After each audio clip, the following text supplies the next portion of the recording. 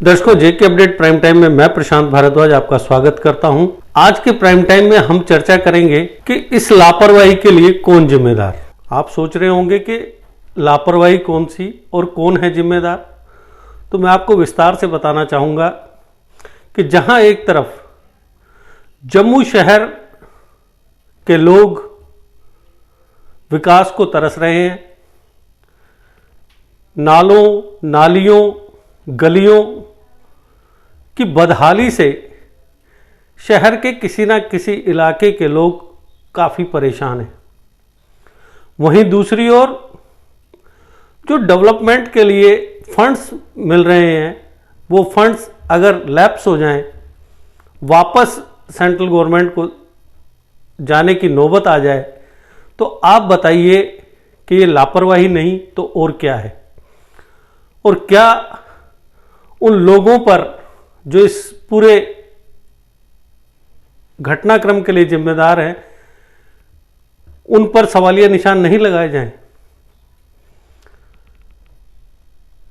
इसमें जहां जम्मू सचिवालय में बैठे अधिकारी जिम्मेदार नजर आ रहे हैं, वहीं दूसरी ओर जम्मू म्युनिसिपल कॉरपोरेशन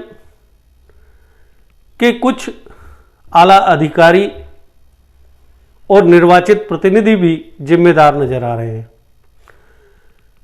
दास्तान यह है कि 5 साल तक काम ना होने की वजह से पहले जम्मू शहर के हाथ से स्लॉटर हाउस प्रोजेक्ट निकल गया, क्योंकि 5 साल तक उस प्रोजेक्ट पर कोई काम ही नहीं करवाया गया, जिसकी वजह से वो जो फंड आए थे वो लैप्स हो गए।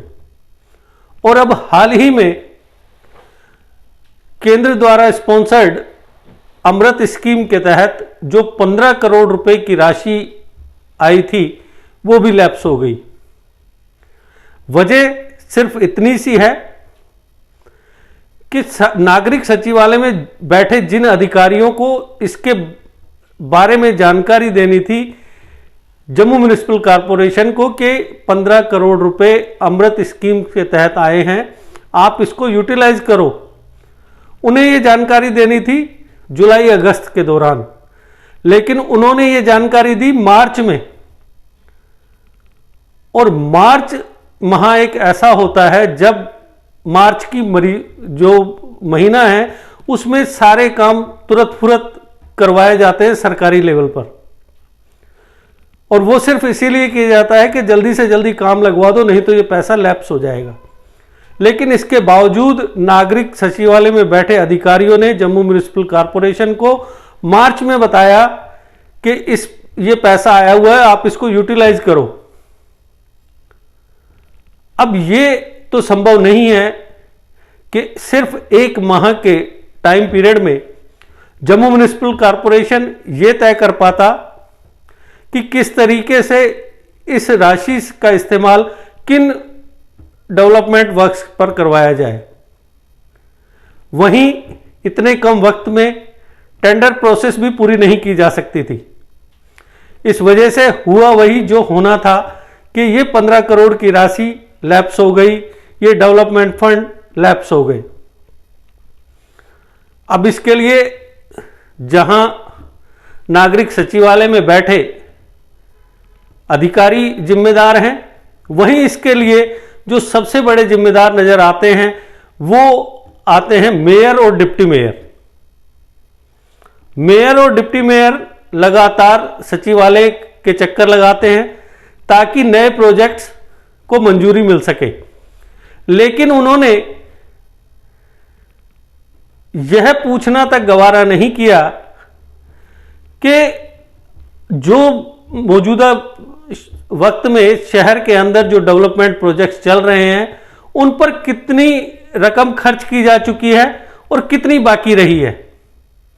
अगर मेयर और डिप्टी मेयर ने वक्त रहते इस बारे में पूछताछ की होती नागरिक सचिवालय में, तो उन्हें पता लग जाता कि इतना पैसा अमृत स्कीम के तहत 15 करोड़ रुपया अलॉट हुआ है, वो पड़ा हुआ है, आप उसका इस्तेमाल करें और शहर में जो काम होने हैं वो करवाएं। लेकिन दोनों ही इस मामले में लापरवाही बरतने के दोषी कहे जा सकते हैं। हम कोई अदालत नहीं है कि हम उन्हें दोषी ठहराएं, लेकिन इस पूरे प्रकरण से नागरिक सचिवालय और जम्मू म्युनिसिपल कॉरपोरेशन की जो वर्किंग स्टाइल है उस पर सवालिया निशान उठ रहे हैं। और इन सवालिया निशानों के जवाब या तो नागरिक सचिवालय में बैठे अधिकारी दें या मेयर और डिप्टी मेयर दें।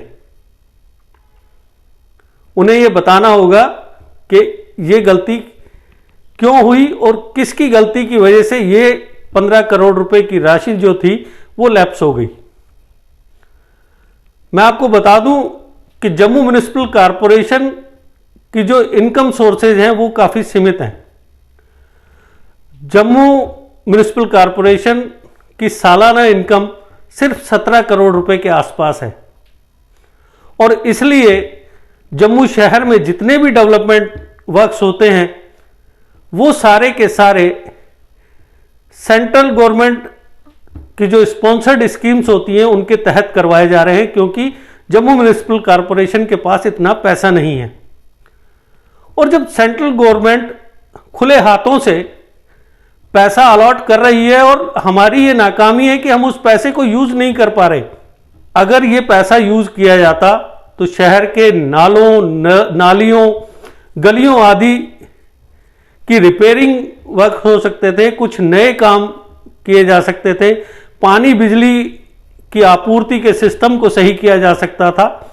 जिस तरीके से आप देख रहे हैं कि सीवरेज प्लांट कितने सालों से जम्मू शहर में बन रहा है सीवरेज प्लांट, लेकिन वो अब ठप पड़ा हुआ है क्योंकि यूईडी के पास पैसा नहीं है। पैसे की कमी की वजह से सीवरेज प्लांट का जो काम है वो अधर में लटक रहा है। अगर ये 15 करोड़ रुपए यूज किए जाते तो सीवरेज प्लांट के काम को भी कुछ गति मिलती, लेकिन ऐसा हो ना पाया।